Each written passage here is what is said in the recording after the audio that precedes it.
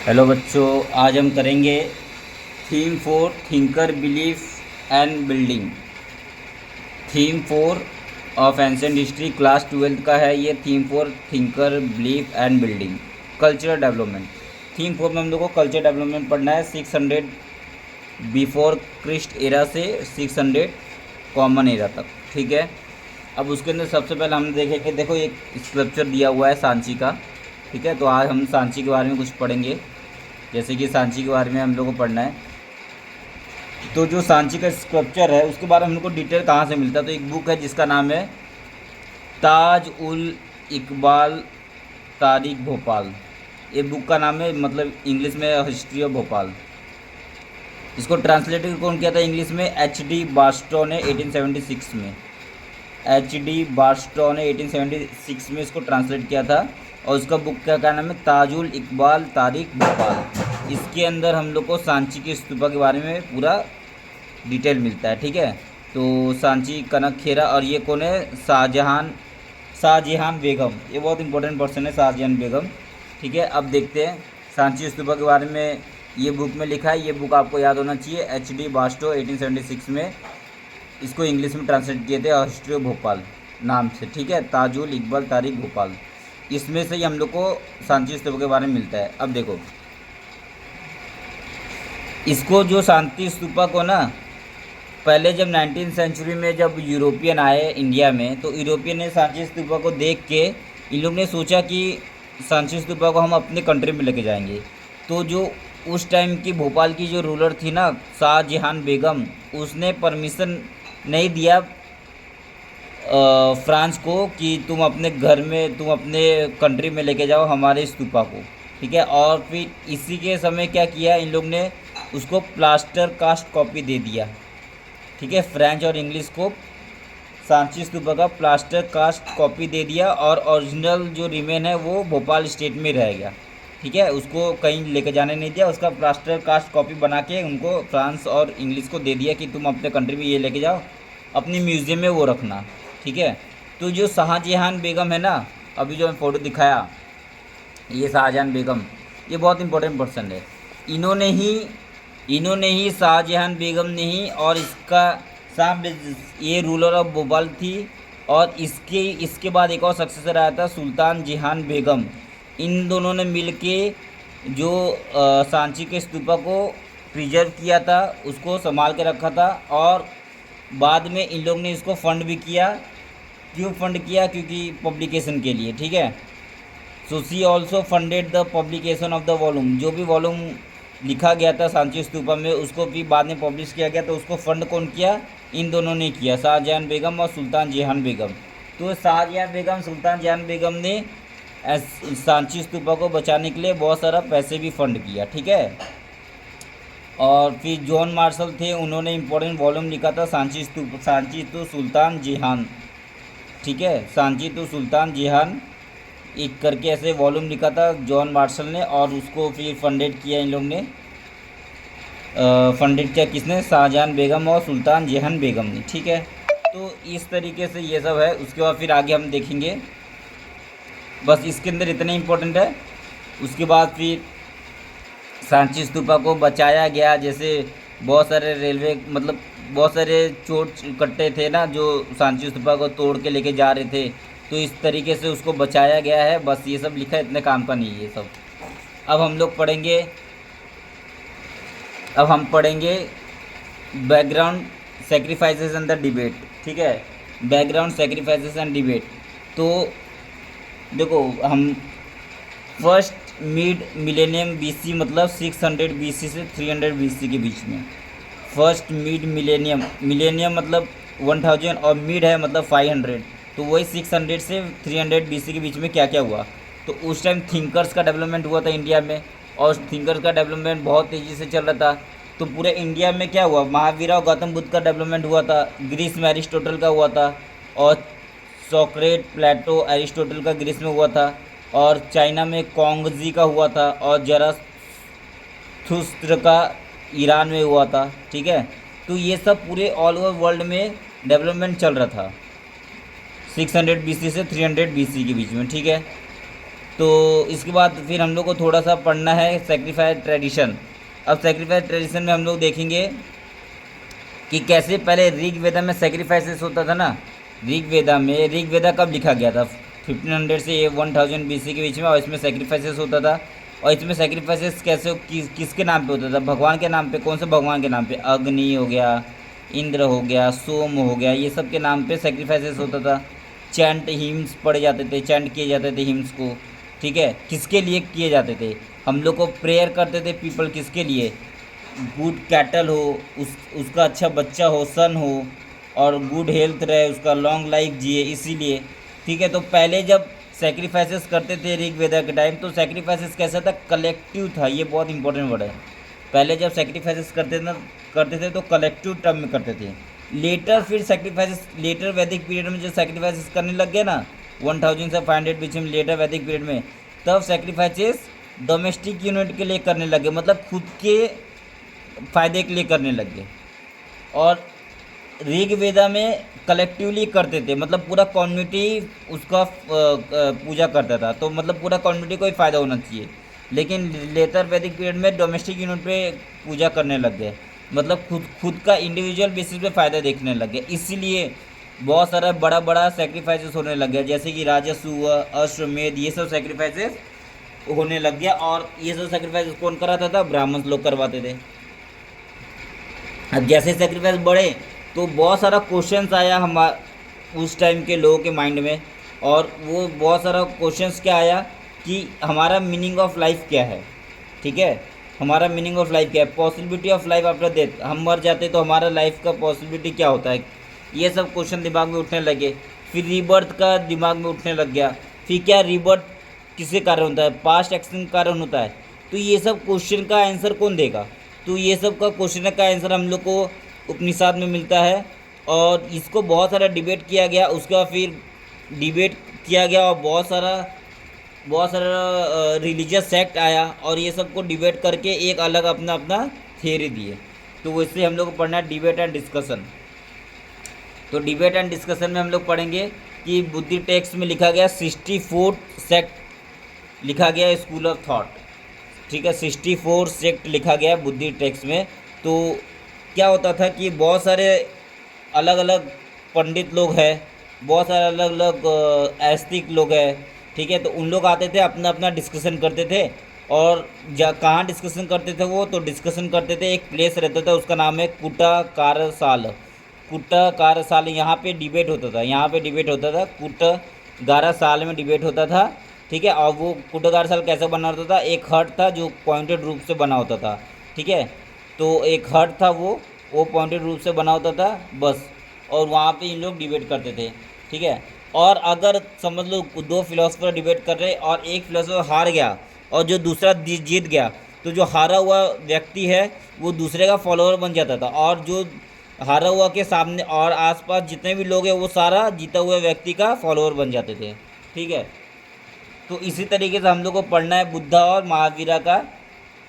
तो बुद्ध और महावीरा ने अथॉरिटी ऑफ वेदास को क्वेश्चन किया था, और इन्होंने किसके पर एम्फोसाइज किया? Individual agency. वो बहुत बड़ा वर्ड है ये, इंडिविजुअल एजेंसी। मतलब इंडिविजुअल मतलब सजेस्ट, इंडिविजुअल एजेंसी सजेस्ट क्या करता है? मैन और man and women would strive to attain liberation from the trial and tribulation. Trial and tribulation मतलब दुख और दर्द। ट्रायल और ट्रिब्यूलेशन मतलब दुख और दर्द। दुख और दर्द से मैन खुद लिबरेट होगा। ठीक है, एंड डेट ऑफ मार्क। और ये ब्राह्मणिकल का जो सोचने का तरीका था उससे एकदम अलग था। ठीक है, क्योंकि ब्राह्मण्स क्या बोलते थे? उसका जो एग्जिस्टेंस है डिटरमाइन कर रहा है किससे? डिटरमाइन कर उसके बर्थ कहाँ पे उसका बर्थ हुआ, कौन से कास्ट में, कौन से जेंडर में। इस तरीके से उसका एग्जिस्टेंस डिटरमाइन करता है इंडिविजुअल एग्जिस्टेंस।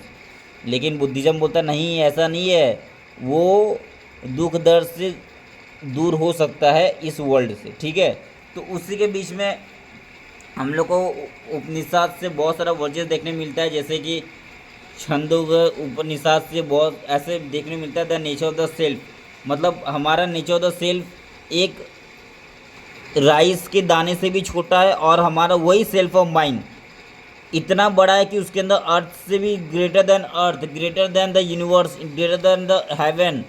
ठीक है, ग्रेटर देन दिस वर्ल्ड। तो ऐसा ऐसा चीज़ें हम लोग को उस टाइम उपनिषद में देखने मिल रही थी। फिर ट्रू सेक्रीफाइसेस की बातें की गई है, ठीक है। उसके बाद फिर अब ये बुद्धिज़्म और ये हाउ बुद्धिज़्म टेक्स फॉर पीछे, तो हम लोग बुद्धिज़्म पढ़ेंगे तो बताता हूँ मैं, ये दो आपको ये पेज दो एक्सप्लेन करता हूँ 5 मिनट के बाद। उसके बाद फिर यहाँ पे देखो, यहाँ पे क्या है, अब जैनिज़्म पढ़ना है हम लोग को। Beyond the worldly pleasure the message of Mahavira. तो आपको पता है महावीर 24 जैन में 24 तीर्थंकर थे, उसमें से 23rd पहले थे और 24th जो थे महावीर थे, ठीक है। तो महावीर जो जैन ट्रेडिशन के थे और इन्होंने गाइड किया था मैन और वुमेन को, ठीक है। तो ये क्या बोलते थे, ये बहुत इंपॉर्टेंट है। Jainism is entire world is animate, पूरा वर्ल्ड एनिमेट है, मतलब सबके पास लाइफ है। इवन स्टोन के पास लाइफ है, रॉक के पास लाइफ है, वाटर के पास लाइफ है, ठीक है। तो ये कौन सी बात करते हैं, एंटायर वर्ल्ड इज एनिमेटेड और सबके पास लाइफ है। जो नॉन लिविंग थिंग है उसके पास भी लाइफ है, ठीक है। तो non injuries to living being, इसलिए ये बोलते हैं कि लिविंग बींग को नॉन इंजरी करो, मतलब किसी को मारो नहीं, specially to the human, animal, plant, insect, ठीक है, ठीक है। और in fact the principle of ahimsa emphasise within the Jainism and left it mark on the Indian thinking as a whole, ठीक है। अकॉर्डिंग टू जैना टीचिंग के according क्या था, cycle of rebirth and the birth and rebirth is safe to karma. हमारा जो cycle है, जो birth और रिबर्थ जो बार बार जन्म लेते हैं, तो ये क्यों होता है, हमारे कर्म के कारण होता है। ये बहुत इंपॉर्टेंट वर्ड है, हमारे कर्म के कारण होता है, ये ऐसा जैनिज्म बताता था। तो जैनिज्म फिर क्या बोलते हैं कि महावीर क्या बोलते हैं, एस्थेटिज्म और पिनेंस, ये दो इम्पोर्टेंट रिक्वायरमेंट है कि हम ये साइकिल ऑफ कर्म से छूट जाए। अगर आपको साइकिल ऑफ रीबर्थ और बर्थ से छूटना है तो आपको एस्थेटिज्म करना पड़ेगा, पिनेंस करना होगा, ठीक है। ये दो बात बोलते हैं Jainism. This can be achieve only by renouncing the world, और ये कभी अचीव हो सकता है जब आप वर्ल्ड को रिनाउंस कर दो, वर्ल्ड को छोड़ दोगे। रिनाउंस मतलब छोड़ देना वर्ल्ड को, तो वर्ल्ड को छोड़ दोगे तब। So therefore monastic existence is necessary condition for salvation, इसलिए हम लोग को सैल्वेशन होना बहुत ज़रूरी है, ठीक है।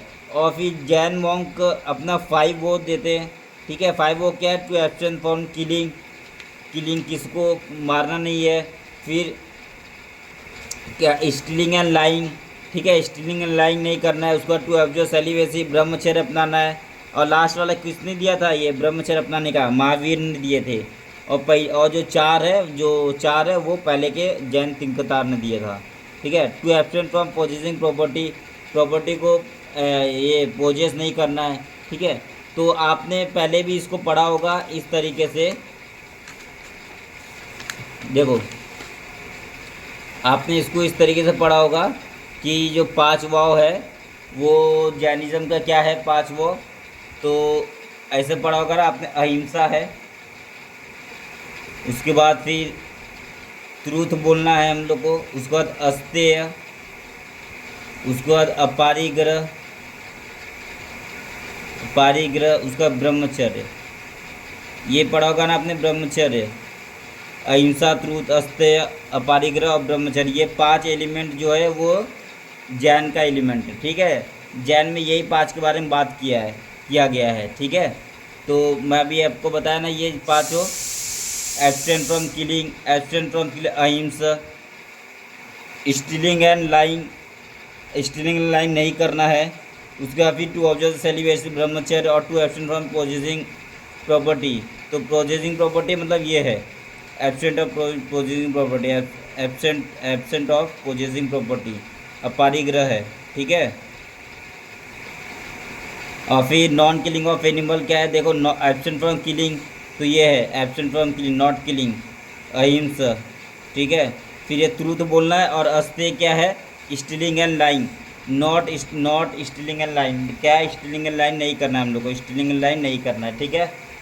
तो इस तरीके से हम लोग का 5 जैनिज्म ने 5 अपना वो दिया था, ठीक है।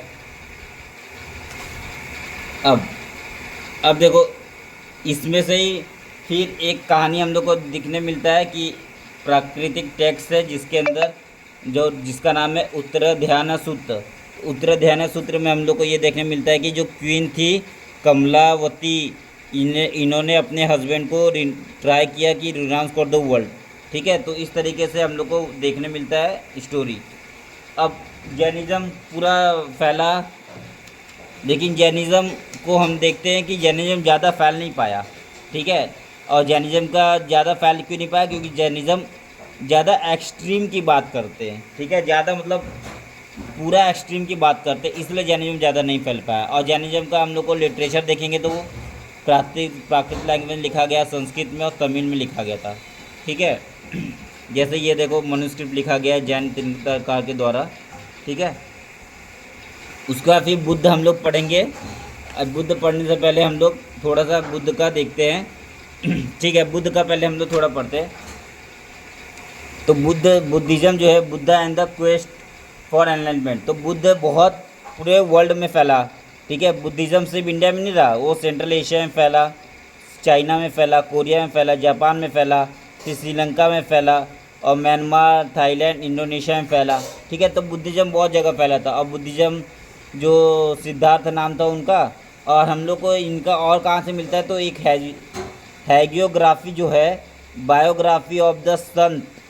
ठीक है, जो संत का बायोग्राफी लिखते हैं उसको हैगियोग्राफी बोलते हैं। ठीक है, वहाँ से हम लोग को बहुत सारा इंफॉर्मेशन मिलता है बुद्धिज़्म के बारे में। ठीक है, तो बुद्धिज़्म कौन से क्लैन के थे, तो बुद्धिज़्म शाक्य क्लैन के थे, शाक्य क्लैन के थे।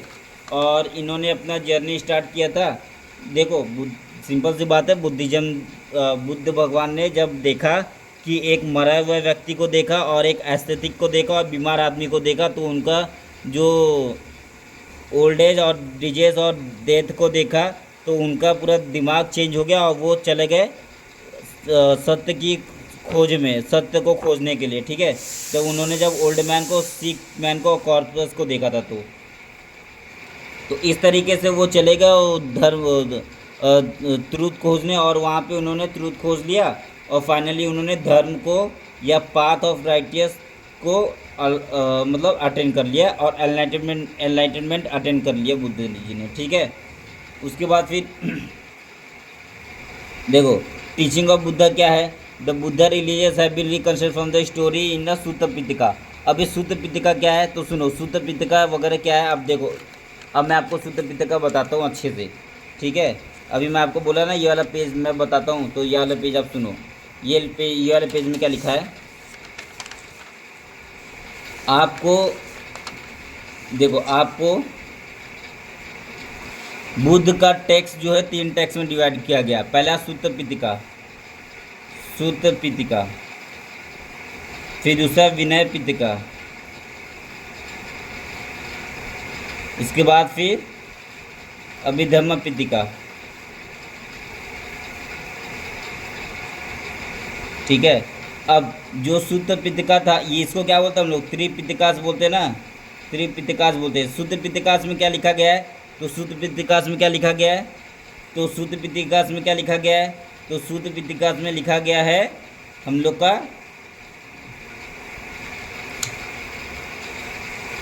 देखो विनय पिटका में क्या लिखा गया है, रूल्स एंड रेगुलेशन। ठीक है, विनय पिटका में क्या लिखा गया है, रूल्स एंड रेगुलेशन। ठीक है, किसके लिए, मोनास्ट्री के लिए, रूल रेगुलेशन ऑफ मोनास्ट्री। ठीक है, मोनास्ट्री के लिए रूल्स एंड रेगुलेशन मोनास्ट्री। सूत्र पिटका में क्या लिखा गया है, बुद्ध का टीचिंग। ठीक है, अभिधम्म पिटका में क्या लिखा गया है, फिलोसॉफिकल मैटर। ठीक है, जो भी फिलोसॉफिकल मैटर है वो अभिधम्म पिटका में लिखा गया है। ये 3 पिटका हम लोग को पढ़ना है। ठीक है, अब आप ये तीनों को याद रखोगे ये। और फिर हम लोग को श्रीलंका से 2 टैक्स मिलता है। श्रीलंका से हम लोग को 2 टैक्स मिलता है, क्या, महावंश और दीपवंश। महावंश और दूसरा दीपवंश। ठीक है, ये 2 टैक्स किसका है, संस्कृत में लिखा गया था, श्रीलंका का टैक्स है, और इसको संस्कृत में लिखा गया था। ठीक है, संस्कृत में। बस आपको इतने याद रखना है, ये पूरा। अब ये पूरे पैराग्राफ से आपको बस इतना याद रखना है। ठीक है, कौन सा याद रखना है, सूत्र पिटका बुद्ध का teaching, Vinay Pitaka rules and regulation of monastery, Abhidhamma Pitaka philosophical matter, और श्रीलंका में महावंश दीपवंश जो संस्कृत में लिखा गया था। बस ठीक है। उसके बाद फिर और देखो, जब मैं आपको बताया था ना ये पेज, इसमें क्या लिखा गया है, इसमें क्या लिखा गया है सुनो। इसमें लिखा गया है कि जब बुद्धिज़्म जैनिज़्म थे तो 64 सेक्ट थे ना, तो हम लोग को 2 सेक्ट के बारे में तो पढ़ना है हम लोग को, महावीरा और जैनिज़्म के बारे में, और 2 सेक्ट के बारे में इसमें इंफॉर्मेशन दिया है। एक है आजीविका सेक्ट, आजीविका सेक्ट। आजीविका सेक्ट का टीचर कौन है, फाउंडेड बाय कौन है, तो मखाली घोसाला, मखाली घोसला, ठीक है। और दूसरा हम लोग को क्या पढ़ना है, लोकायत, लोकायत को हम लोग और क्या बोलते हैं, मटेरियलिस्टिक।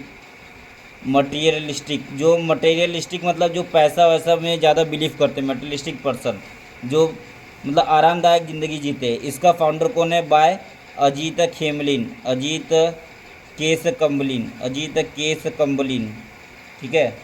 अब देखो आजीविकास लोग किसको पे विश्वास करते थे, तो आजीविकास लोग किसको विश्वास करते थे, ये थे फैटलिस्ट भी, इसको फैटलिस्ट भी बोलते हैं। फैटलिस्ट मतलब जो फेथ के ऊपर विश्वास करता है, जिसको नसीब के ऊपर विश्वास है, जो हमारे किस्मत में जो लिखा है वही मिलेगा, उससे ज़्यादा कुछ नहीं मिल सकता, ठीक है। तो मतलब ये किसको बात कर रहे हैं, एवरीथिंग इज़ प्री